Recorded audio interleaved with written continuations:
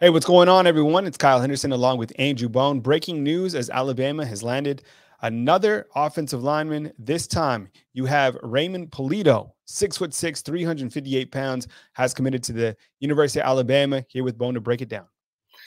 Yeah, this is another great addition for Alabama's recruiting class. I really wouldn't pay too much attention to the ranking just yet. This is a guy that his ranking is going to improve over the next few months, especially in the next rankings update. He was kind of a kid who flew under the radar throughout the spring. He made a move from his high school, Apple Valley, to St. John Bosco, which is one of the premier high school football programs in the country during the spring, and that's when Alabama first saw him.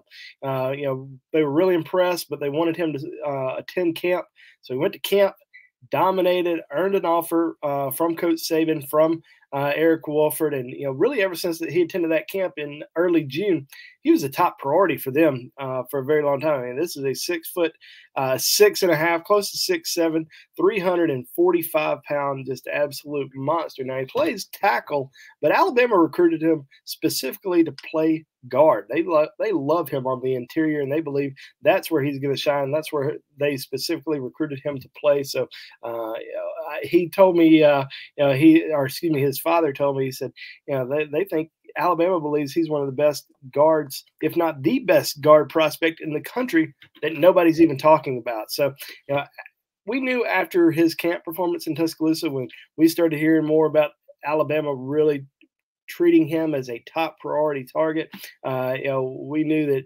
Alabama had found something special because he didn't take many visits during the summer. He didn't attend many camps. So, we didn't see an offer list of 40, 50 offers from him. He just went to some schools that had previously offered him, and then did that little SEC swing where he visited Alabama, Tennessee, and Ole Miss, schools that had offered him and shown some interest in him early on in the process. But in the end, it came down to Alabama and Oregon. Alabama wins out. He visited twice, earned that offer during camp in June, but also returned in July. I think it was a Monday, Tuesday deal for him. They had the Champions Cookout that weekend, but he came in early, spent a little bit more time with the coaching staff. They wanted him to be around some of the players, get familiar with the campus, get familiar with players on the team, and just, really how they do things. And, I think he felt comfortable in Tuscaloosa. Obviously, California, a long way from home, but from talking to his dad, him and his mom were certainly on board with Alabama. They were just absolutely blown away by everything they saw. His mom attended the first visit with him. His dad visited with him on both of those trips. So they were really sold on Alabama throughout the entire time, and really just wanted him to make his own decision. Took those visits: Louisville, UCLA, Arizona, Oregon, but then in the end, it was all Alabama. He'll be coming back for his official visit, I believe, for the Texas A&M game, and there was some talk that he was going to wait a little while, that he was going to wait until the end of the season before making a decision. But after visiting Alabama back in late July, and then as we saw some more guys jump on board, we saw Ola Salinen commit. Then we saw Miles McVay jump on board earlier this week. There was 4 offensive line commitments in Alabama's recruiting class. So, the spots were filling up pretty fast. So I think Alabama was, ready to get him on board. Not necessarily finished just yet at the position, but I do think that they have certainly met their needs at the position so far. So great job by Alabama offensive line coach Eric Wolford. Bone, I wanted to ask you, I mean, you kind of touched on it just a second, but when you look into this offensive line and kind of what they've put together thus far, and what Eric Wolford has added to the class of 2023, is it me, or are these guys like all monsters? I mean, they're the side, of course, offensive linemen are always going to be big, but does this seem a little bit unusual? Like the size, is that something that Eric Wolford wants to add to this arsenal? You look at Wilcom Formby, we'll put off, some of the other linemen who have committed thus far, but does it seem like we're starting to see a theme right here?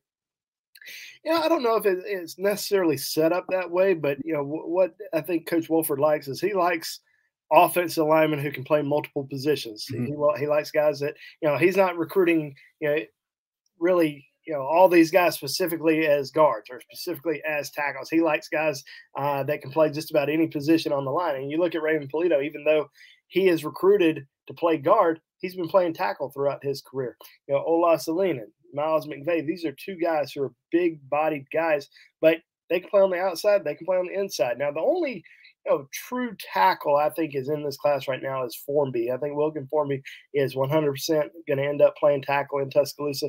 Olas more than likely is a tackle, but could potentially move on the inside. And then we know Raquez McElderry, he's going to play guard, could potentially end up as a center, but as of right now as a guard. I mean, these are all some big body linemen. I mean, Wilkin Formby, I think he's closer to 6'8" than 6'7". Raymond Pulido, right at about 6'6.5". You've got Olas, who's 6'6". Mm-hmm. Rock is about 6'3".